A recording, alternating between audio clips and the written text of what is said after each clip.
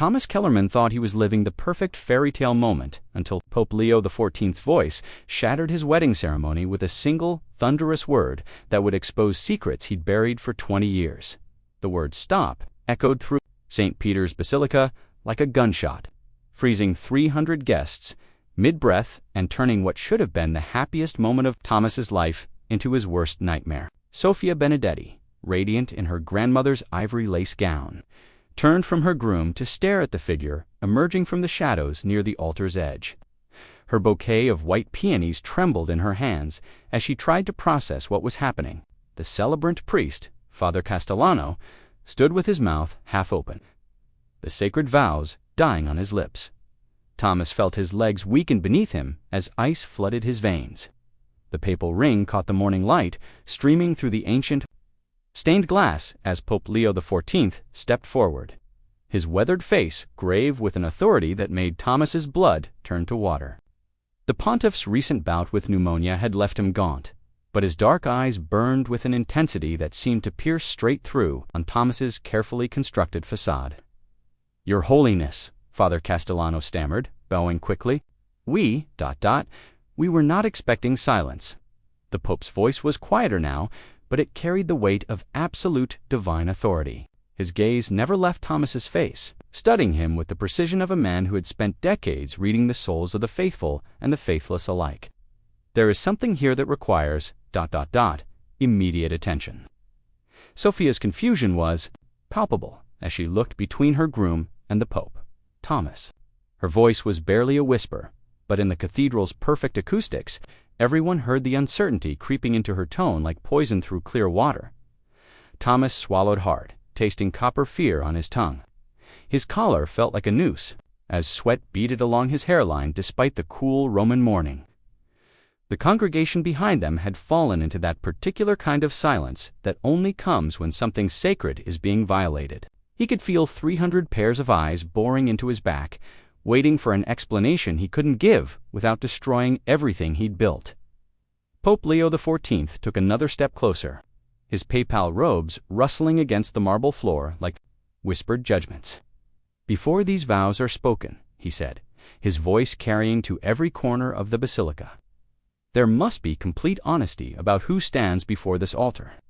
Pope Leo XIV's hand found the marble altar rail for support, his knuckles white against the ancient stone. The tremor that had plagued him since his collapse in the Vatican Gardens 3 weeks ago returned with vengeance. Starting in his fingers and spreading up his arm like electricity, he tried to steady himself, but the recognition hitting him was more overwhelming than any physical ailment. Thomas watched in horror as the pontiff's face drained of color. The congregation shifted uneasily, sensing something beyond a simple interruption. Sophia reached instinctively toward her groom, but Thomas stepped back, his movement sharp and telling a gesture that didn't go unnoticed by the Pope's penetrating gaze. The pontiff's mind raced back to his private study just 4 days earlier, where Cardinal Torretti had spread photographs across his mahogany desk with trembling hands. "The war crimes investigation has reopened. Your Holiness," the cardinal had explained, his voice heavy with the weight of old sins, "new evidence has emerged about the Srebrenica massacre." This man, he'd pointed to a grainy military photograph, Aleksandar Milik. He commanded the unit responsible for executing civilians in the eastern sector.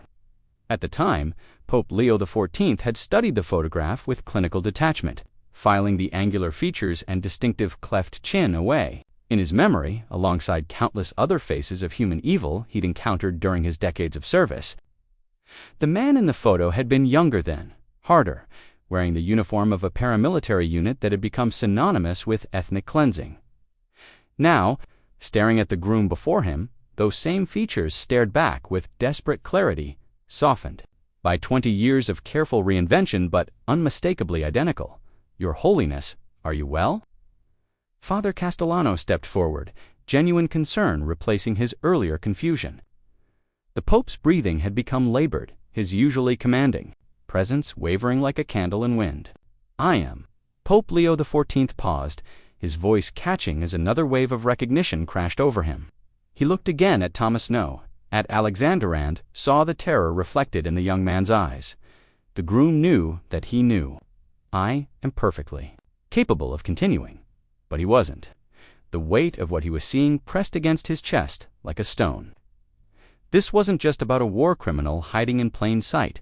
This was about a woman who was about to pledge her life to someone whose hands were stained with innocent blood. About vows that would be built on 20 years of elaborate deception. Sophia's confusion deepened as she watched the strange exchange between her groom and the Pope Thomas. "What's happening? You look terrified." The irony of her words wasn't lost on Thomas. He was terrified, more terrified than he'd been since fleeing the Balkans with forged papers and a new identity. Thomas's right hand moved to his left shoulder in a gesture so automatic he didn't realize he was doing it. The same nervous habit that had gotten Alexander Milik identified by war crimes investigators 20 years ago. His fingers traced the ridge of scar tissue hidden beneath his wedding suit. A permanent reminder of shrapnel from a Bosnian mortar that had nearly killed him during the siege of Sarajevo. Pope Leo XIV's eyes followed the movement with laser precision. He always touches his shoulder scar when he's under stress, the psychological profile had noted. Documented in 17 different witness testimonies, classic involuntary tell. Sophia noticed her groom's strange behavior and placed her hand gently on his arm. "You're shaking," she whispered, her voice filled with loving concern. "It's just nerves, Tesoro. Everyone gets nervous at their wedding." But Thomas's trembling had nothing to do with wedding jitters. Sweat gathered at his temples, despite the cool morning air flowing through the basilica's open doors. He tried to stop his hand from moving, but the habit was too deeply ingrained. Under stress, Alexander Milik always touched that screen. Pope Leo XIV was watching every movement like a predator studying wounded prey. "Perhaps the groom needs a moment to compose himself," suggested Sophia's father, Signor Benedetti, stepping forward protectively. He was a practical man who had built his shipping empire by reading people, and something about this entire situation felt fundamentally wrong to him. Thomas forced himself to smile, the expression sitting awkwardly on his pale features. "No, I'm fine, just ... overwhelmed by the honor of His Holiness's presence." He looked directly at Pope Leo XIV as he spoke, hoping to project confidence, but his hand betrayed him again, fingers finding that telltale ridge of damaged flesh. The Pope's slight nod was almost imperceptible, but Thomas caught it. Recognition. Confirmation. The careful facade he'd maintained for 2 decades was crumbling in real time before 300 witnesses, Sophia's maid of honor. Her younger sister, Ciara, leaned close to whisper, "He looks like he's about to collapse. Maybe we should get him some water." "I'm perfectly fine," Thomas said too quickly, his voice higher than usual and tinged with the faintest trace of a Balkan accent he'd spent years erasing. But his eyes remained locked on Pope Leo XIV's face, searching for any sign of mercy, a possibility that this nightmare might end differently than he feared. The Pope stepped closer, his papal ring catching the light as he raised his hand slightly. "Are you certain about that, Thomas?" The way he said the name with just enough emphasis to make it a question sent ice through Thomas's veins. The silence in St. Peter's Basilica became a living thing, pressing against the walls and settling into the bones of every witness. Pope Leo XIV's gaze held Thomas with the intensity of a man who had spent decades hearing confessions, reading souls, and detecting the subtle tells of guilt. The pontiff's dark eyes, weakened by recent illness but sharpened by divine wisdom, seemed to pierce through every carefully constructed lie Thomas had built around himself. Thomas's own eyes darted everywhere, except toward the Pope. He studied the intricate marble patterns at his feet, the golden altar cross behind Father Castellano, the nervous faces of Sophia's bridesmaids arranged like white lilies beside the sanctuary. Anywhere but those penetrating papal eyes that seemed to see straight through his borrowed identity to the war. Criminal underneath, the congregation sensed the psychological battle unfolding before them. Whispers rippled through the pews like wind through wheat. Sophia's grandmother clutched her rosary beads, her weathered fingers moving in silent prayer for reasons she couldn't name.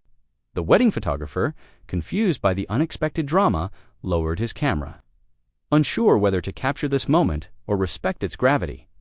"Look at me, my son." Pope Leo XIV's voice carried the gentle authority of a confessor, but underneath lay steel. It wasn't a request, it was a command wrapped in pastoral care, delivered with the quiet power of someone who had guided souls through their darkest moments. Thomas's head turned as if pulled by invisible strings. The Pope's slight nod confirmed what Thomas had feared. This wasn't about suspicion anymore. This was about absolute certainty. Sophia felt the tension radiating from her groom, like heat from a forge. "Thomas," she whispered, her voice tight with growing alarm. "What's wrong? You look like you've seen the devil himself." But Thomas couldn't speak.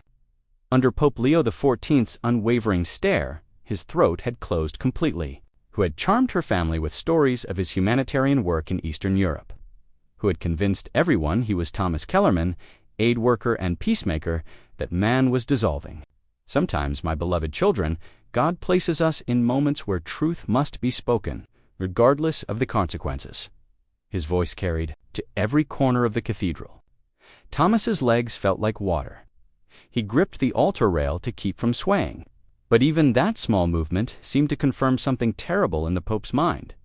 Pope Leo XIV stepped forward, his papal robes rustling against the marble like whispered judgments. The morning light streaming through the stained glass windows seemed to converge on him, casting him in an almost ethereal glow as he faced the trembling groom. When he spoke, his voice carried the full weight of his office, not loud, but absolute. "Tell me, young man," the Pope said, each word measured and deliberate, "are you worthy to stand before God and make these sacred vows?" The question hung in the air like incense, heavy and inescapable. Thomas's mouth opened and closed wordlessly, his face draining of all color. Sophia turned sharply toward him, her bouquet forgotten as white peonies scattered across the altar steps. "What kind of question is that? Of course he's worthy. Thomas has dedicated his life to helping refugees, to bringing peace to war-torn regions. What is the meaning of this interruption?" But Pope Leo XIV's eyes never left Thomas's face, has he? He asked quietly, his voice cutting through the rising murmur of the congregation. The congregation erupted in confused whispers. Sophia's mother clutched her pearls, while the groom's side of the cathedral, notably sparse compared to the bride's extended Italian family, shifted uncomfortably. Thomas had always explained his small wedding party as the result of losing his family in the Balkan conflicts. "Your Holiness," Father Castellano interjected nervously, "perhaps there's been some mistake." "There has indeed been a mistake," Father Pope Leo XIV replied, his gaze still locked on Thomas, "but not the kind you imagine." He took another step closer, close enough that his next words carried only to Thomas's ears. "The question is whether it will be corrected now before God and these witnesses, or whether we allow this sacred institution to be defiled." Thomas's legs gave out slightly, and he gripped the altar rail with both hands. Sophia reached for him instinctively, but he flinched away from her touch, a movement that cut through her heart like a blade. "Thomas, what is he talking about?" Sophia's voice cracked with the first note of real fear. "Tell me what's happening. Tell me he's wrong about whatever he thinks he knows." The silence stretched between them like a chasm. Thomas looked at the woman he loved, genuinely loved. Her dark eyes, so trusting just moments before, now searched his face for reassurance. He couldn't give. Pope Leo XIV raised his voice so the entire congregation could hear. "I am Thomas Kellerman," he said, but the words came out strangled, desperate. Even as he spoke them, Thomas knew they sounded like a lie. His voice cracked on his own supposed name, but something in his eyes shifted disappointment, mixed with pity. "Are you?" he asked gently. "Because the man I'm looking at carries himself like someone who has spent years running from his true identity." Sophia stepped between them, her wedding dress rustling with agitation. "Stop this!" she cried, her voice echoing off the vaulted ceiling. The words escaped Thomas's lips before he could stop them. The admission hung in the air like a death sentence, and he immediately wished he could pull them back. But it was too late. The first crack in his carefully constructed facade had become a chasm. Sophia's face went white. Thomas's hands shook as he reached for her, but she stepped back instinctively. "Sophia, please, let me explain." "Explain what?" The congregation had gone silent again, but this time it was the silence of people witnessing a catastrophe. Thomas could feel their collective gaze boring into him, could hear his own heartbeat thundering in his ears. Everything he had built over the past 20 years, every carefully crafted story, every moment of genuine love with Sophia, around him like sand. "I wanted to be worthy," he whispered, his voice barely audible. When Thomas looked at him with pleading eyes, the pontiff's expression remained implacable. "The truth has a way of emerging," Pope Leo XIV said quietly. "It always does. The question is whether you will embrace it willingly or whether it will be dragged from you piece by piece." Thomas's shoulders sagged in defeat. "What do you want to know?" Everything Sophia said before the Pope could respond. Her voice was steel wrapped in silk, her love transformed into something harder and more demanding, tumbled out like stones from a crumbling wall. He looked at Sophia's stricken face and felt his heart shatter. "I killed him 20 years ago in a village outside Srebrenica." The silence that followed was deafening. Sophia's remaining flowers slipped from her numb fingers, white petals scattering across the marble like fallen snow. She stared at the man. She thought she knew, searching his familiar features for some sign that this was all a terrible mistake. "Thomas Kellerman was documenting war crimes," Alexander continued, his voice hollow. "He had photographs, testimonies, evidence that would have destroyed my unit. So I put a bullet in his head and took his papers, his passport, his entire life." His hand moved unconsciously to his shoulder scar again, that nervous tell that had exposed him. "This scar isn't from helping refugees. It's from a Bosnian sniper who is trying to stop me from executing his family." The morning light streaming through the stained glass seemed to dim as Alexander's confession unfolded like a map of hell. "We killed over 300 civilians in the eastern sector." His eyes found Sophia's, desperate for any flicker of humanity remaining in her gaze. "I told myself it was war, that we were—" Sophia's legs gave way, and she sank onto the altar steps, her white dress pooling around her like spilled milk. 20 years, she breathed. "We've been together for 5 years, and you're telling me you're a murderer?" "My love for you is real," Alexander said desperately, dropping to his knees beside her. "Everything between us, every moment, every promise, that was all real." Sophia's voice was barely a whisper. "If you're not Thomas, if you're a war criminal, then who did I fall in love with? Who was I supposed to marry? Pope." Leo XIV's voice cut through the anguish like a blade.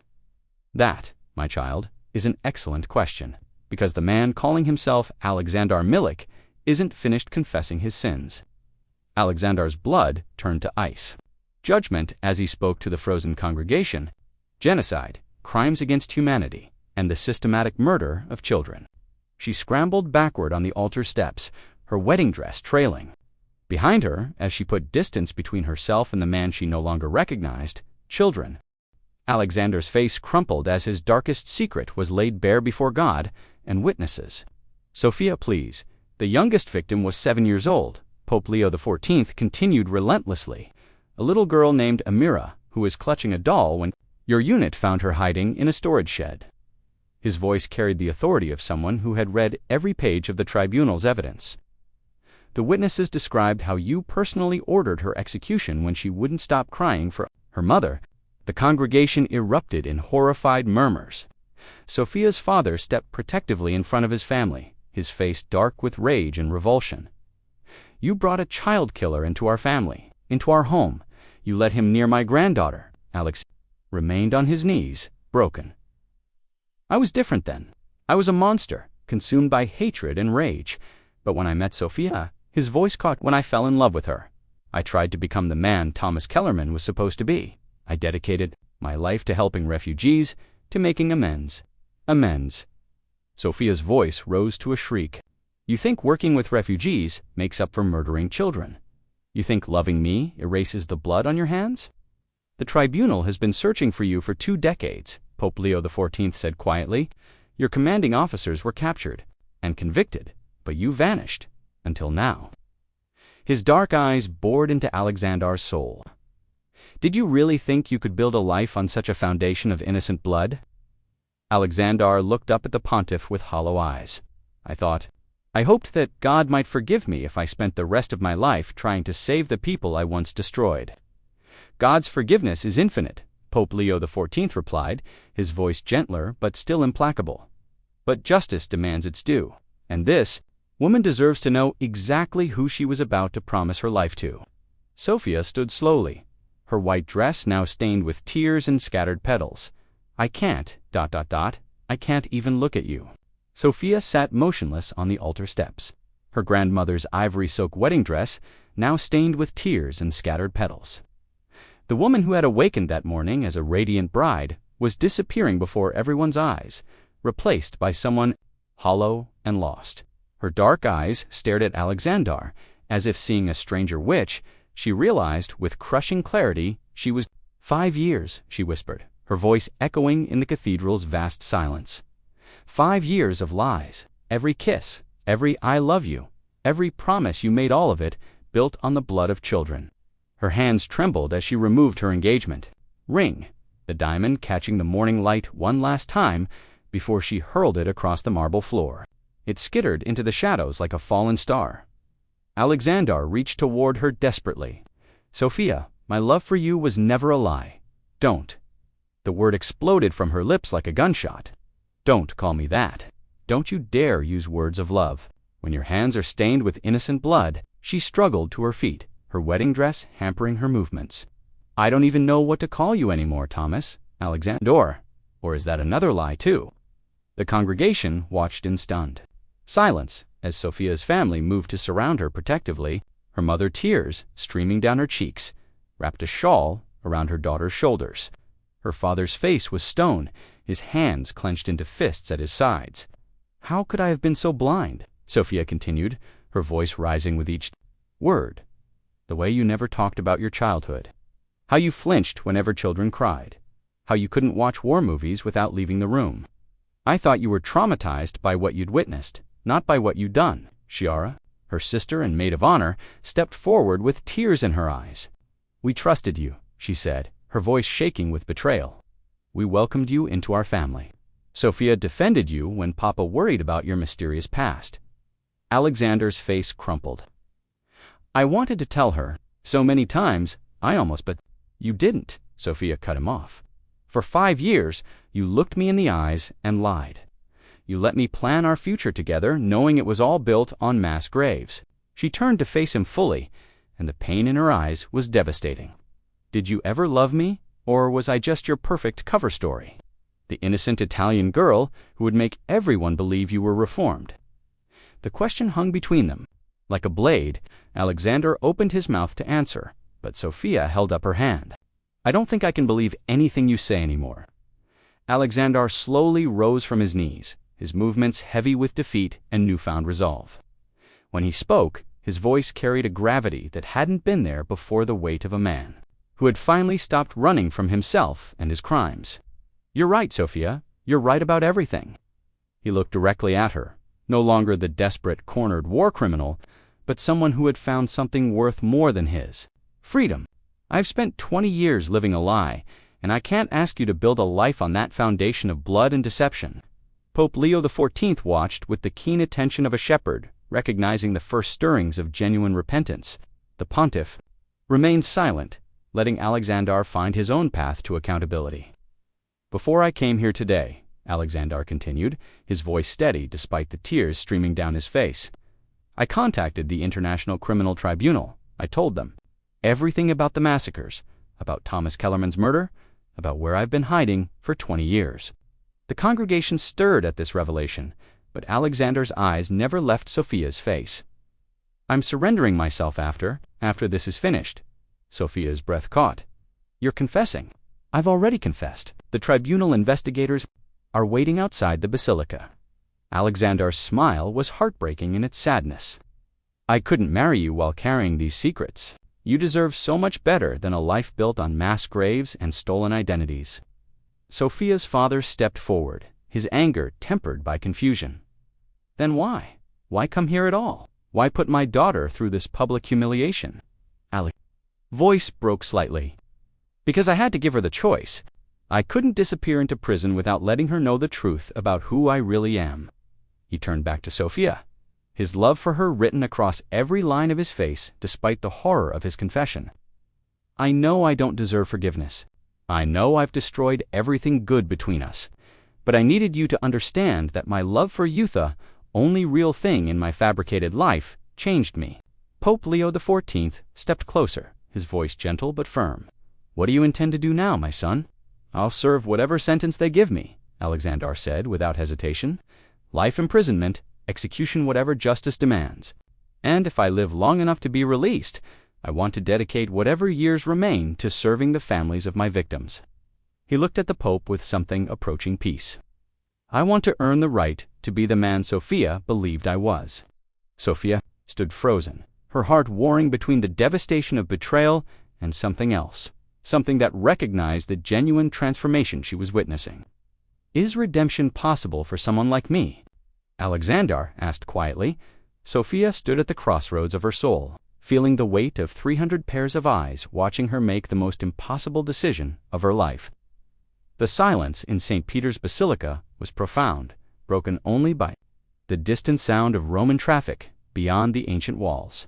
Everything she had believed about love, justice, and forgiveness was being tested in this sacred space. She looked at Alexander truly, looked at him seeing past the stolen identity and war crimes to something deeper.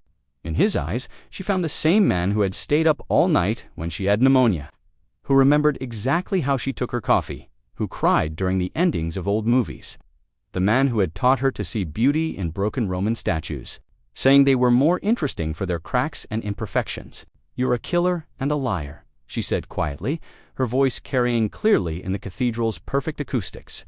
Alexander flinched, as if struck, but didn't look away. "You murdered children, you stole a good man's life. You stole 5 years of my life built on deception and blood." Her family moved closer, expecting her to walk away, to end this nightmare and begin healing. But Sophia raised her hand, stopping them. "But you didn't steal my love," she continued, her voice growing stronger. "That I gave freely, and I gave it to the man I saw in your actions, not your false words. The man who volunteers at the refugee center, who brings flowers to my grandmother every Sunday, who defended a homeless veteran when others mocked him." Pope Leo XIV watched with the intense focus of someone witnessing a miracle of human grace. This was why he had intervened, just to expose truth, but to create space for redemption to bloom in the harsh light of accountability. Sophia stepped closer to Alexander, close enough to see the hope and terror warring in his eyes. "I can't marry Thomas Kellerman today," she said, her voice barely above a whisper, "because Thomas Kellerman is dead, murdered by the man I thought I loved." Alexander's face crumpled, prepared for the final blow. "But someday," Sophia continued, placing her hand gently over his heart, "when you've served your sentence, when you've faced the families of your victims, when you've learned to live with the truth of who you are, ... She paused, her own tears flowing freely now. "Someday, if the man who emerges from that darkness still wants me, I might be willing to love Alexander Milik." The gasp from the congregation was audible. Alexander stared at her in disbelief. "You would wait for me, after everything?" Sophia's smile was radiant through her tears. "Justice waits. Love endures." Pope Leo XIV stepped forward, his weathered hands raised in benediction as the golden morning light transformed the cathedral into something ethereal. The silence that had been heavy with shock and betrayal now carried a different weight. Profound quiet of souls, witnessing divine mercy, wrestle with human justice. "What we have seen today," the pontiff announced, his voice resonating through every arch and alcove of St. Peter's Basilica, "is not the destruction of love, but its purification, not the end of a story, but its true beginning." His eyes moved. Between Alexander and Sophia, both kneeling before him with tears streaming down their faces. Truth is painful, but it is also liberating, and love that survives truth becomes unbreakable. The cathedral doors opened with solemn ceremony as Chief Prosecutor Helena Vasquez entered, followed by 2 tribunal investigators in dark suits. Their footsteps echoed against the marble as they approached the altar, but their manner was respectful, almost reverent. The congregation watched in hushed awe as this unprecedented scene unfolded before the Ma wedding transformed into a moment of profound spiritual and legal reckoning. Alexander rose slowly, his hands slipping from Sophia's grasp one final time. The weight of 20 years of deception lifted from his shoulders like chains falling away, replaced by something he had never truly known before: peace through accountability. "I'm ready," he said, his voice steady despite the magnitude of what awaited him. He had traded his wedding suit for honesty, his freedom for redemption, his stolen identity for the chance at genuine love built on truth. Sophia stood as well, Her wedding dress, now a symbol not of celebration but of transformation. The silk that had been chosen for joy now represented something deeper: the courage to love beyond betrayal, to choose hope over hatred. "Wait!" she called out, her voice carrying clearly through the cathedral. She walked to where her engagement ring lay forgotten on the marble steps, picked it up, and pressed it into Alexander's palm. "Keep this safe for me. For when you're ready to ask again as yourself this time." Alexander's fingers closed around the ring, holding it like a sacred covenant. The diamond that had once symbolized a lie now represented the possibility of truth. "I will earn the right to give this back to you." Sophia's father stepped forward, his anger replaced by reluctant respect for a man willing to face consequences. "Take care of my daughter's heart," he said gruffly. "It's the most precious thing she owns, and she's entrusting it to your redemption." Chief Prosecutor Vasquez approached with surprising gentleness. "Alexander Milik, you are under arrest for war crimes, crimes against humanity, and genocide. But His Holiness has requested that you be treated with the dignity befitting someone who has chosen the path of accountability."